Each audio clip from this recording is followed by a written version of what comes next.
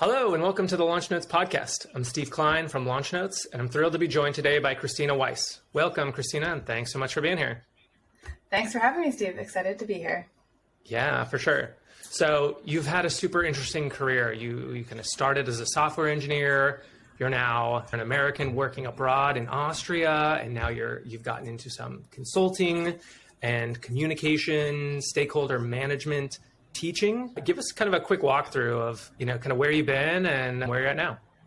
Yeah, definitely been a bit of a roller coaster. I've worked in startups most of my career. Like you said, I started in engineering, transitioned into product a little bit accidentally, which I think happens to a lot of people. Yeah, they needed to fill the role and I was there, but then I loved it. So I stuck around. So yeah, I've worked in product leadership roles at a few different companies, both in the US and then now in Austria and the EU. And in the last year and a half, I've been consulting and coaching, and then have also launched a course on, like you said, communication and stakeholder management, because those are the things that I see often as being topics of conversation, as challenges, and that I think are so important in product. Yeah, for sure. Tell me more about the switch from software engineer to product. Like what made you interested in doing that in the first place, and how did you find that experience? Yeah, so for me, it was a little bit, coincidental. I was looking to move to Austria to live there with my now husband, boyfriend at the time, and I needed a visa. Mm-hmm. So I was very open to whatever jobs were coming my way. Yeah. And I had talked to a company who said, hey, we're looking for somebody in product, would you be interested? And I said, sure. Looked into it a little bit, discovered it was actually quite aligned with what I was looking to do, and sort of got me closer, I think, took the things that I liked about working in engineering and got me closer to sort of the product and decision-making and strategy. So it was definitely a happy coincidence. And yeah, I've been there ever since. Nice. Okay. And then you had a few jobs kind of escalating all the way up to like chief product officer. Give us a kind of a quick walkthrough of, starting it presumably kind of like an entry-level PM all the way to moving up. Like what was that experience like? What were the things that you feel like kind of enabled you to kind of move up the ladder there? Yeah, so I definitely bounced around a little bit. I think especially in smaller companies, there's a lot of sort of quick growth, within as the teams grow, as companies grow. Mm-hmm.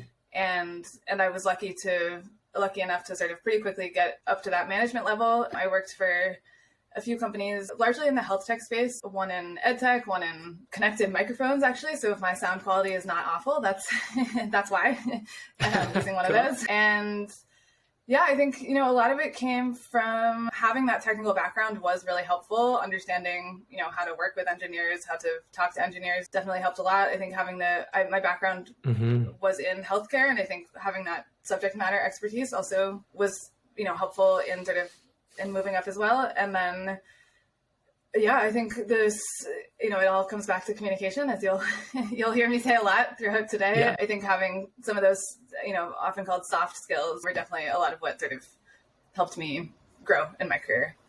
Yeah, for sure. Yeah, and we'll get into this more a bit later, but I think also that, having that kind of domain knowledge, that background in healthcare, I think I'm sure kind of really helps you to kind of know the customers, know the market, all that good stuff. Yeah. Cool. Yeah. And then, so finally moving out of that into doing more consulting and teaching a course. What has that been like? It's been exciting, stressful, and, exhausting, but really, really fun. I think it's, I love the flexibility of being self-employed. I love working with a lot of different companies, a lot of different people.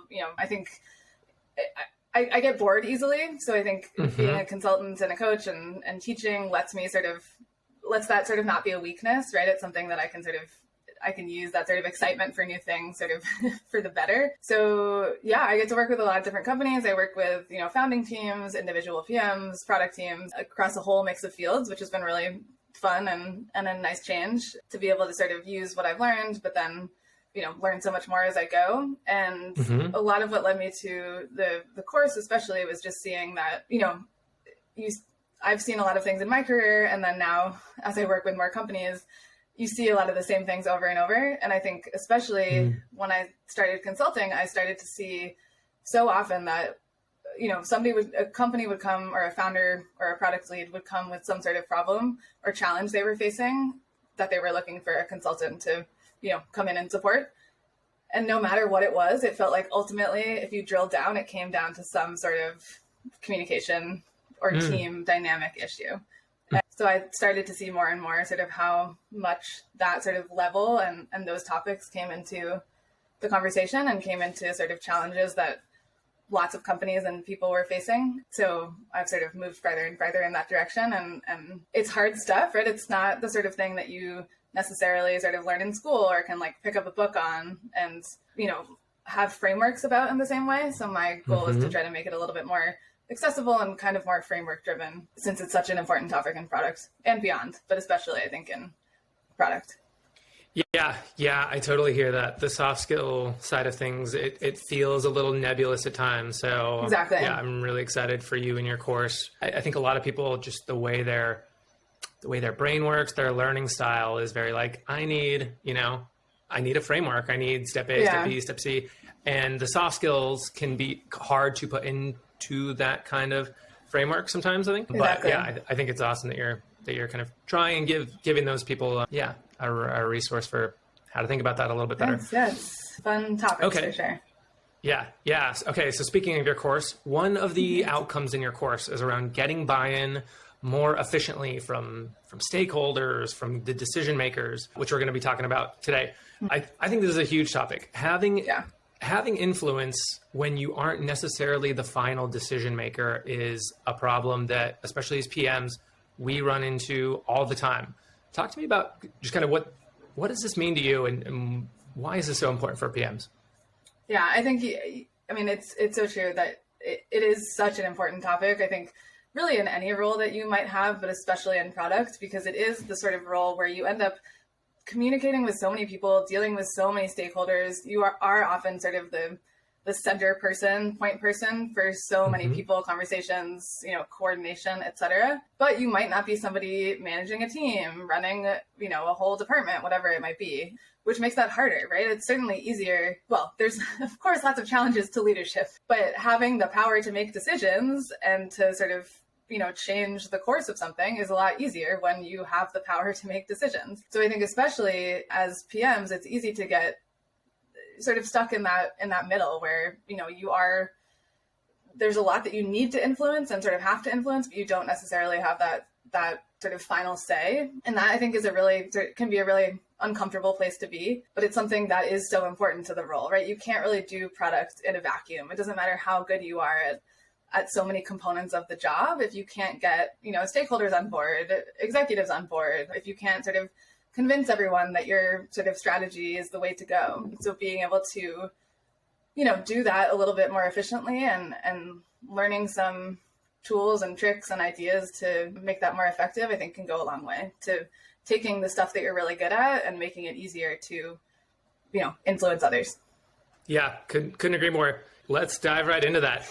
Imagine I'm a relatively new PM. I want to make an impact at the company I'm at. Walk me through kind of what are the things that go into that? Yeah, I think so. What it ultimately comes down to is communication and trust. I think those are sort of the two things that I end up, could talk about forever. And that I think are ultimately the things that really matter most in product. And especially when you talk about sort of how to make that influence and get buy-in. Because if you can't communicate well, if you can't communicate, with different types of people, then it doesn't matter how good your idea is, right? It doesn't matter, how great this feature could be. And very relatedly, I think if you can't sort of build trust with the people that you're working with, it's also going to be harder to make that influence and make those changes. And that's hard, I think, especially when you're younger or, more junior or newer to a role. And it's something you really, really want to build the foundations of early. I think even before you think about, communication, other tactics, it's that trust building that I think is so crucial. Gotcha. Okay. And can be complicated, especially in remote companies, because it is, you lose a little bit of that sort of interpersonal, water cooler type of thing. For sure. Yeah. I think humans are wired for that interpersonal connection, that face-to-face. There's so much that happens in relationship building that's kind of based on body language and really experiencing the person in front of you. So couldn't agree more with that. And having more kind of casual conversations, right? I think it's hard to get to know your team and sort of start to build that trust if the only touch points you have are, let's review this document, or let's, try to accomplish this thing, right? I think, of course, you get to know people's work styles and roles and all sorts of things. But I think, you do lose a little bit of that getting to know each other a little bit more deeply, or a little bit more sort of, outside of work in a way that is hard. Not to say that you have to, become best friends or get sort of really personal with your colleagues. That's certainly not, doesn't have to be the way that you do it. But I do think that starting to build that relationship, right? Having, grabbing a coffee, whether it's virtual or in person, sitting down for lunch, having some sort of team building activities. These are the sorts of things that are definitely easier to lose in a remote setting, but really can go a long way to start to build that trust and make everything that comes after a little bit easier. Yeah. I think that goal needs to be kind of the whole point of company offsites in a, mostly remote world, taking the time to really talk to people about their personal lives, getting to know them more, doing fun things together that aren't just, I think, goes so far. And I think it's easy, especially if you're new at a company, for that to feel like not work, right? So, I don't want to bother that person, or, I have so much to do, I don't have time for that. That's, totally understandable. Of course, we're all busy. And of course, especially when you're new, you want to sort of be trying to make an impact quickly. But I think we have to remember that is work, right? And it's so important. If you can, get to know your teammates, how they work, what they do, who they are, a little bit more. Once you have to go to them and ask for something, or, say no to them about something down the road, all that stuff is going to be much easier if you've sort of put the work in earlier on. For sure. Okay. So getting to know people personally. Yeah. So those are some great kind of general tips that apply to anyone around building that layer of trust. Talk to me a little bit about what product managers can do, kind of specific activities or practices or rituals that they can use to start building that trust with their peers, other stakeholders, their managers, things like that. Yeah. So I think, first of all, sometimes you have to be proactive about sort of putting time on the calendar to talk to people that you want to connect more with. I think that's a good place to start if the culture or sort of the setup is such that is not necessarily, the foundation, especially with your manager, with the team that you're working with frequently. Make sure you do have those touch points to, build those relationships and just work more closely together. I think if there's, the more you can show that you are doing your job effectively, the easier that comes as well. I think, of course, always harder when you're new and starting out, but if you can, take notes during a meeting and then sort of summarize them and share some insights that come out of that. I think also starting with some of these kind of like quick wins can be a good way to show, you're part of the team, you're sort of doing your part and sort of putting in the time and energy to work with the others and sort of build that up. I think when it comes to stakeholders, especially, which is,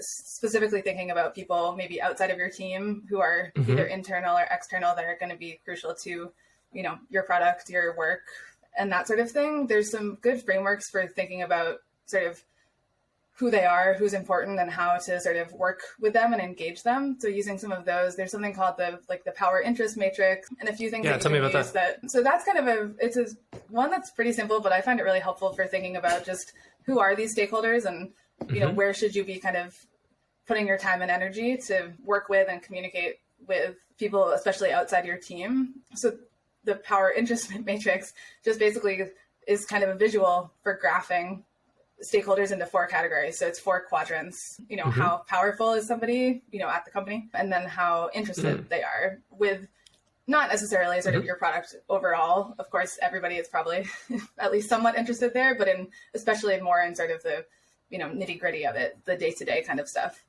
And so if you can sort of think about who the key stakeholders are, and then, where they sort of fit into this type of quadrant system, you can give yourself a bit of a framework for thinking about where you need to spend your time and energy and how you might go about engaging with different people within that system. Gotcha. Okay. Yeah. I mean, that makes sense. Kind of like a 2x2 of exactly. And just the higher up they are in the org and the more interested, does it kind of designate like, oh, here's the kinds of activities or like the way you want to think about keeping these people in the loop? Yeah, there's some great resources out there. Yeah, I can link to something in the show notes. Because I think that, it just gives you a bit of a framework for, I think, especially when you talk about, communication, getting buy-in, building trust, it can feel so nebulous as, all things kind of communication.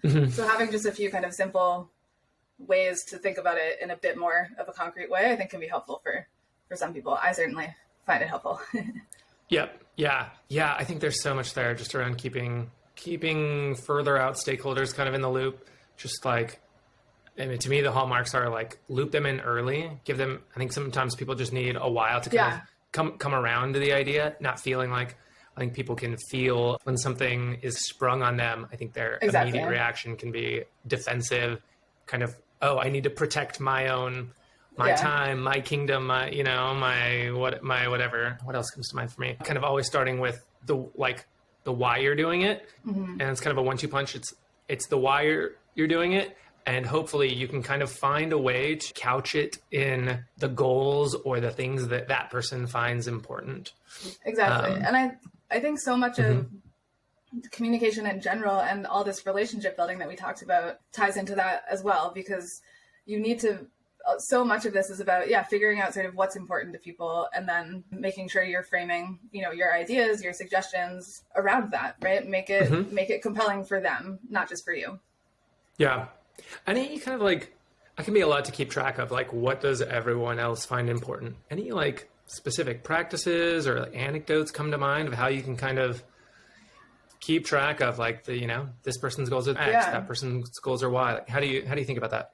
Yeah, I think you're right. I think that's the problem or a challenge of being a product manager. You have so many stakeholders, so many people with so many different, ideas and perspectives. There's definitely, I think I've seen a few, and I'm forgetting the names, but maybe also resources that we can link to, because I've seen a couple of good sort of templates for just sort of super simple, a spreadsheet template for tracking, who your key stakeholders are and, what's really important to them. I think using some sort of really simple tool like that can be helpful for just, having it written down so you don't forget. I think another thing that can be helpful as kind of a framework is I like to use what's called DISC profiles, but it's basically one of those behavioral profile assessment type of tools. And it's the sort of thing that can be helpful for giving you a sense of sort of where people are coming from and how they work, which I think can be a helpful framework for just giving actually your team, if you can use it a bit more broadly, kind of a shared vocabulary for talking about, perspectives and communication and styles, but can be also a helpful way to kind of bridge that gap between, your stakeholder, what's important to them, and then how you sort of go about, communicating with them, working with them, that sort of thing. Yeah. Do you focus a lot on kind of the whole DISC profile thing in your course? I do, because it's a helpful way of, just thinking about, actually, I think first what's helpful is that it can be a really good way for you to understand yourself, your own working style, your own behavior, your own communication, which I think, is harder than it sometimes feels like it should be.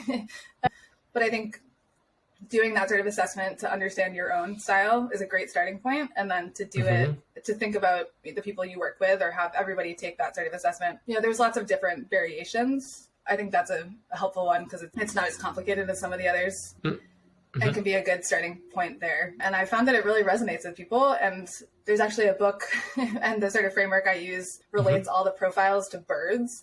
So it makes it a little bit more clearer, right? So you have like the parrots who are really outgoing and social, and the owls who always ask, why and want to know reasoning. That sort of thing. Exactly. Which again, it sounds kind of silly. But really it's a helpful mental model. Exactly. Yeah. Okay, so we've talked a lot about kind of, some of the basics of building trust. And I think that, to me, maybe one of the biggest ones is truly being an expert on the customers and the market and having a strategy and vision for the product that's based on those customer insights and knowing the market conditions. Talk to me how you think through some of those things. Yeah, it's so true. I think, it doesn't matter if you're really good at, communicating if you also don't have that sort of underlying understanding of what you're working on and what you're aiming for. And I think especially when it comes to strategy and vision, so much of that is so closely tied into getting buy-in and sort of evangelizing and getting people on board. So I think that's also a place where sort of storytelling skills can be really helpful, right? To think about, how do you convey your vision, your strategy to people in a way that's going to be compelling to them, which again can depend on who the audience is, right? Whether that's based on, their behavioral style, whether that's based on their role, and thinking about sort of how to most effectively communicate the story you're trying to tell to those different audiences can go a long way. And there's some really good sort of templates and sort of story formats that you can use. Pixar, is obviously a great storyteller, and there's some really interesting like TED Talks and articles and templates that are based off of that, the sort of models that they use that can be helpful for thinking about, your product and how you, explain it to people.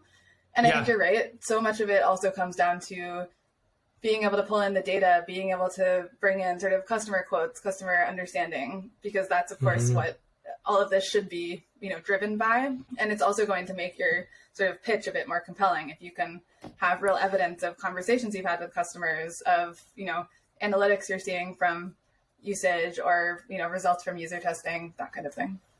Yeah. You've worked in a few product leadership roles. What kinds of things have you done, or like practices have you implemented for your teams just to kind of make sure that they're getting kind of that continual face time with customers? Yeah, it's hard, especially at smaller companies. It can feel like there's so much that needs fixing that, customers are just going to be, looking for solutions that you unfortunately can't give them. And so I think you have to really get into that mindset of sort of learning and curiosity and trying to understand where they're coming from. And whether that's, I've worked at companies where different product team members have either temporarily led customer support or worked on customer support, sometimes just because there were not enough people to actually, fill the role, but partially also because it's such a great way to learn about your customers without, having to have a structured sort of environment for, user research. So I think that's a great place to start, right? If you're at a company that doesn't really prioritize talking to users and you're trying to start small, talk to your customer support team, see if you can sit in on a call, or the sales team, right? There's lots of other departments that might already be communicating with users or potential users. So if you can sort of leverage that a little bit, or, watch recordings of it, that kind of thing, that could be a great place to start. And then I think you just have to schedule time to talk to people, right? I think, having worked at a lot of smaller companies, sometimes that's just, that was like an executive sending emails to a few, power users or to people who, were at risk of churning or who had churn. I think that sort of just individual outreach can go a long way to just getting, people involved, and to, again, sort of start kind of quickly, even if you don't have a super structured process, and then make it part of the routine, right? I think it's easy to, again, like with getting to know your teammates, it can be easy to feel like, oh, I don't have time to talk to users, right? I have like things to. So I think if you can sort of start that culture or sort of build that like muscle of making it a habit, it'll be easier to keep with it and make it something that everybody is doing. Yep, totally. Yeah, I like to say, like, it's hard, but it's the job. Like, if you want to be a bodybuilder, you got to work out every day. And if you want to be a good PM that truly knows the customers, I just feel like it's such a virtuous cycle. The more you talk to customers, the more you really know what they need. The more you're able to deliver results, the more you're better able to influence the things that you do. So true. And it's exciting. You get to see people really, using your product and sort of interested in talking about it. There's some great benefits. I think it's super energizing. One just kind of story. So I was the co-founder of statuspage.io back in the day, and the founders we did support for the first year plus. It's such an easy way to just get kind of constant exposure to customers. And it leads to, you're not just like solving the immediate problem they have. It's always like, okay, it's that. And then while we're here, talk about the problem that they're having in general, how their overall experience with the product has been. It's such a boon of just discovery and insights. And I think a lot of people want to like grow up too quickly when they don't have product market fit yet. Right.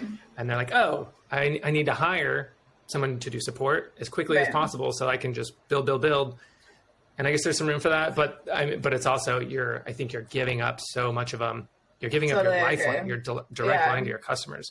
I had to take on at one company I worked for, actually the microphone company. I was relatively new and I don't know anything. I did not know anything about microphones, right?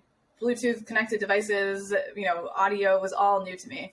And I took on the interim customer support role just because it needed to be filled. Somebody had left and, we were scrambling, and it was terrifying and stressful. And, I got a lot of people telling me that things weren't working, but it was, first of all, the best way I could have possibly learned about my own products quickly. Yes. And the best possible way to figure out what people really, struggled with, were learning, were using or not using. Yeah. So wouldn't change it for the world, but it was an adventure. For sure.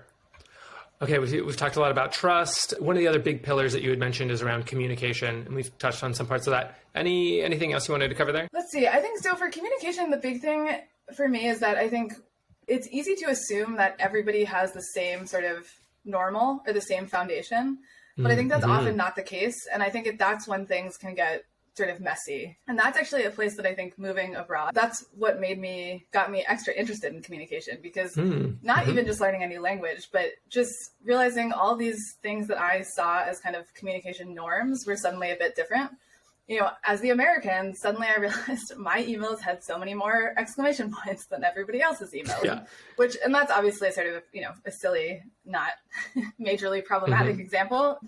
But I think we don't all have the same sort of basis of what communication looks like and how we do it. And that's also true, across different roles, across just any different people, right? Some people might think a really short email means this person doesn't, care to spend the time, reading what I wrote. Somebody else might think I'm sending this short email because I want to have this conversation in person because, that's how I think and work better, whatever. I think there's just a lot of different ways that people communicate, and being sort of as proactive as possible about having that kind of meta conversation about communication and realizing that, your own style might be different than somebody else's, and that's not good or bad. It's just different. Yes. I think is really important and is easy to overlook. Okay. Yeah. It reminds me of every time I respond with a one-word answer to my wife via text, she's like, "Oh my God, what did I do? Are you mad at me?" And I'm like, what do you mean? No, it's just the most efficient way for me to answer your question. Exactly. Okay. So how can we, put that kind of into context for me? What can we do about that? Are there principles we can fall back on that help with that problem? So I think, first of all, giving and receiving feedback well, right, or effectively is really crucial, right? There's a lot of companies where it's not sort of the norm to give or be open to receiving feedback. And so I think asking for feedback and being open to feedback is really important and can start to sort of build that culture with the people you work with. I think also, a lot of people I think now are starting to put together, especially when people are remote, it's kind of like a personal user manual type of thing where, these are my working hours. This is, how I prefer to be contacted when something comes up, that kind of thing. I think just being, right, it doesn't have to be a secret, right? We can be sort of upfront about this kind of stuff. Right. And I think trying to set meetings and brainstorming and planning situations up to work for as many people as possible can be helpful, right? So for example, I do my best brainstorming and thinking in writing alone. So if I'm only in sort of meetings where we're all sort of at the whiteboard, I'm not going to be my most sort of effective self. That's not to say that nothing should be, a whiteboard meeting, but I think just to think about, how do I think and work best, and how might others, and how can we sort of set situations up to work for all of us? So, can everybody think something through in advance and then we all come together to discuss? Can our meeting have, a 10-minute pause for individual brainstorming and then we reconvene? Is there some sort of written component? I think there's not necessarily a right or wrong way, but I think just keeping that sort of thing in mind, just realizing that there are these differences and there are some ways that we can sort of work around them or work with them will go a long way to making everybody more effective. Yeah.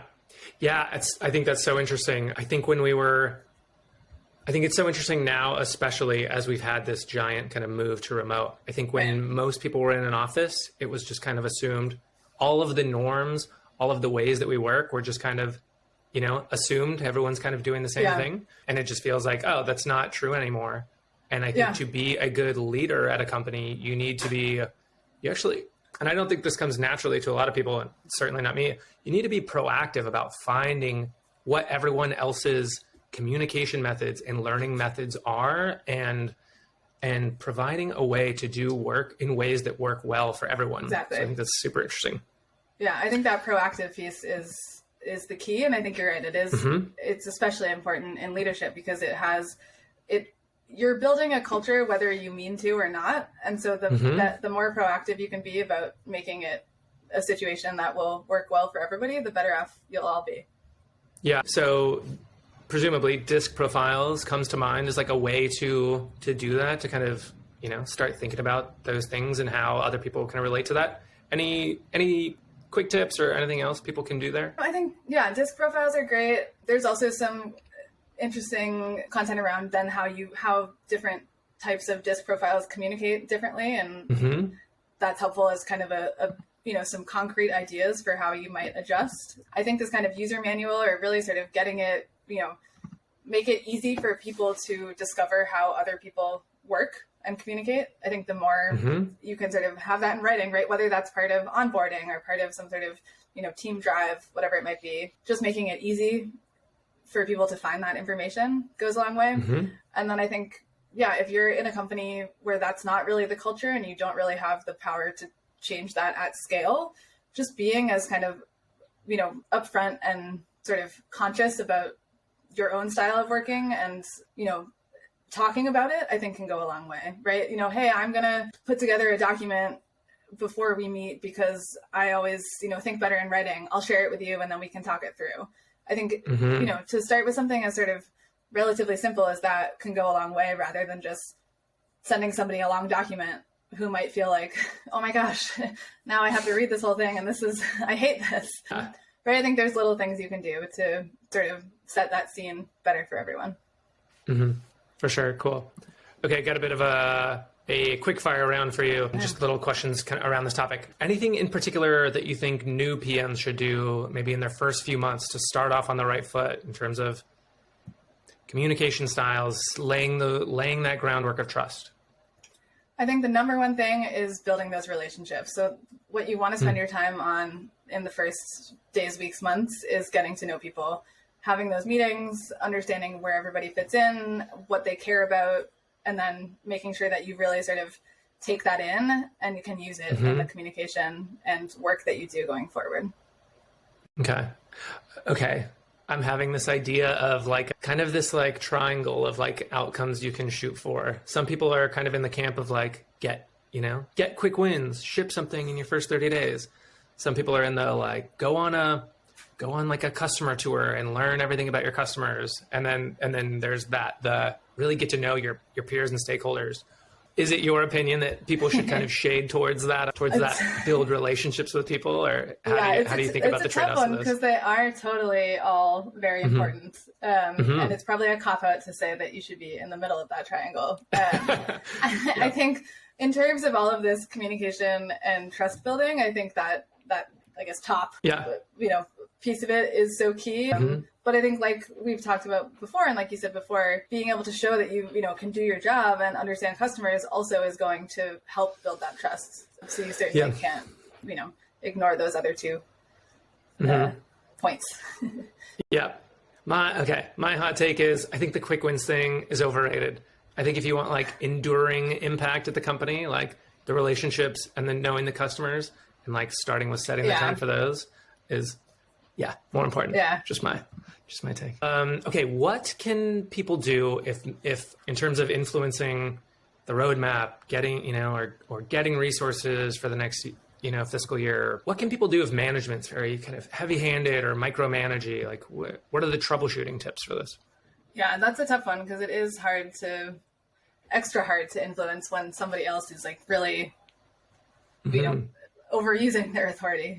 I think this comes a lot then down to sort of understanding where people are coming from and what's driving them. I think this is, you have to sort of manage up to your manager to sort of work around them, not work around them, like go around them, but sort of try to figure out how to,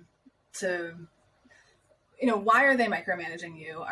Is there something that they're really worried about? Is there a goal that they feel is too lofty and they're afraid that you're not going to hit it? Is there, I think if you can sort of try to figure out as much as possible where they're coming from and why, and then direct your communication and sort of the way you frame things towards that, the better off you'll be.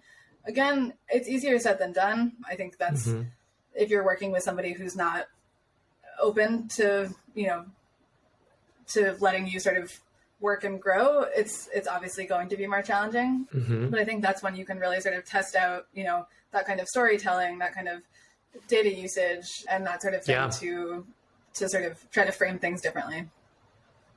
Yeah, we didn't touch much on the data usage as a way to kind of influence. What are how do you think about kind of the highlights of those? Like what does that look like for a PM?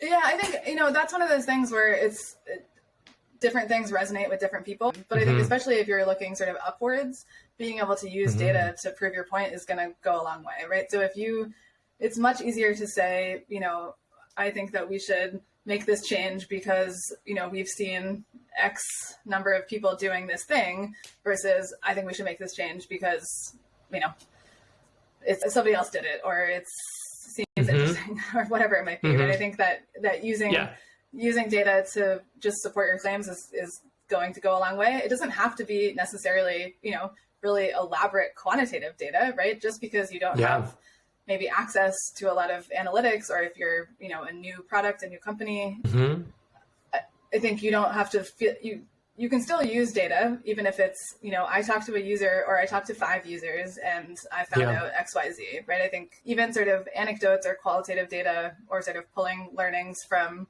user conversations or customer support tickets, that kind of data can also go a long way to supporting your ideas. Yeah. I think that's kind of the holy grail, that blending of, of anecdotes, of product usage data, of pulling in third parties like support and sales to kind of bolster your arguments, and blending all that together through a story is kind of how I think about just kind of the holy grail of all that. Okay. We covered a couple of these already, but any other specific processes or rituals or customs that come to mind to help you do this? I think whatever sort of team building or team, casual conversation type things you could do, the better off you'll be, right? I know there's a lot of like Slack add-ons, or I can't remember what they're called, Slack things that you can use to, set up like random coffees or sort of pair you with somebody to meet with, using this kind of thing, or just, reaching out to people to set up, some sort of trivia thing or whatever it might be, right? Having as many kind of more casual conversations you can encourage, especially remotely, the better off you'll be. And then I think going back to what we talked about with stakeholders, just using some of the frameworks around identifying and prioritizing your stakeholders and keeping track of who they are and what their goals are is going to be a helpful process just to, keep your head on straight a little bit. Yeah. I was doing research for this ahead of time. One thing a friend offered up that I've never done, but sounded really interesting, is having kind of like a quarterly check-in with like not just your boss, but like your boss's boss, and just kind of that whole network of, decision makers in the company, even if it's just a light, like, let's grab coffee once a quarter. I'd love to pick your brain about like how you think about the company goals and success. And I can offer up a little bit about what we're doing to try and achieve that. And I think that kind of hits at what you're talking about just building that base layer of trust kind of across the whole organization. I thought that was a super interesting idea. It doesn't always have to be, your direct manager, your direct team. Talking and networking with other people, even a bit further away, is also going to be helpful and can be, good to sort of get people thinking differently too. Yeah, especially if you're kind of younger in your career and you're thinking about your career progression, like, your boss's boss is a few levels away from you now, but who knows, in 5 to 10 years, you're going to be a lot closer to those people. They're going to have an influence in what you work on. So so working on establishing that early, I think is great. Okay, last one, and we can wrap up here. What do you think are the most common failure modes for PMs and how do we fix them? What do PMs get wrong most often in this? Yeah, I think a lot of it is communicating too little, too late. I think you touched on that a bit earlier, but it's easy for people to end up sort of on the defensive or, frustrated with something if they don't feel like they're in the loop or they don't know what's going on. And so I think for a lot of people, you can if you sort of lean towards over communicating, especially early on when you're trying to, build trust and, build up your sort of role, that can be helpful, right? It doesn't have to be anything complicated. It can be, do you have a dashboard somewhere? You have a document people can access, a weekly email, whatever. But I think making sure you're keeping the relevant people up to date enough is important. And then I think another one is not sort of reasoning correctly, right? Not explaining reasoning correctly. I think, and again, this comes back to sort of different styles of communication and different types of people. But if you are, communicating the same way to your executive as you are to, one of your engineers, something is probably going wrong, right? The level of detail you need to explain, the level of, explanation, just the way that you're sort of sharing that information is going to be, or should be, very different. So I think it's easy to sort of either go into too much detail or not enough detail for different people. And I think it's important to sort of try to really be tailoring your communication to your audience. Yeah, that's interesting. Kind of talking at the right altitude for the person you're talking to. Yeah, that's interesting. Yeah, don't need to get too far into the weeds with, people that are maybe a few levels up.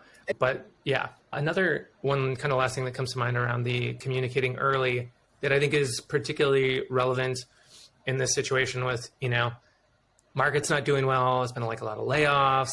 I think it's likely that a lot of companies maybe aren't going to be hitting their third quarter goals, right? Is that when things aren't going well and you're not communicating early, I think it's kind of human nature to assume the worst, unfortunately. So I think heading that off and really just kind of setting the foundations of here's what I'm doing and why just goes so far. That's a great point. I think especially for leaders at this point, but for everybody. Yes. And also being attuned to the fact that, everybody's, we're all human and we're all trying our best. So, assume the best and figure out how to sort of, work most effectively with everybody. And also, keep in mind that there are going to be ups and downs and challenges just because of, life. Yep, for sure. Awesome. Well, cool. Okay. Where on the internet can people find you, and tell us a little bit more about your course and how people can learn more about that? Yeah. So my course, the next cohort of my course is launching in November. It's all online. It's a cohort-based course. So you also get to meet some, cool other product managers. So if anybody's interested in talking and learning more about communication and stakeholder management, hopefully we could also include a link to that. It's through Maven. So you can also find me there. I'm also active sometimes active depending on the week on Twitter. And I think if you Google my name, you'll find my website if anyone's looking for consulting or coaching or just likes to talk about communication. Great. Cool. And we will link to all those things in the show notes as well. Make it easy for everyone to find it. Alrighty. Well, hey, thanks so much. This was a lot of fun. Thank you for having me. It was great.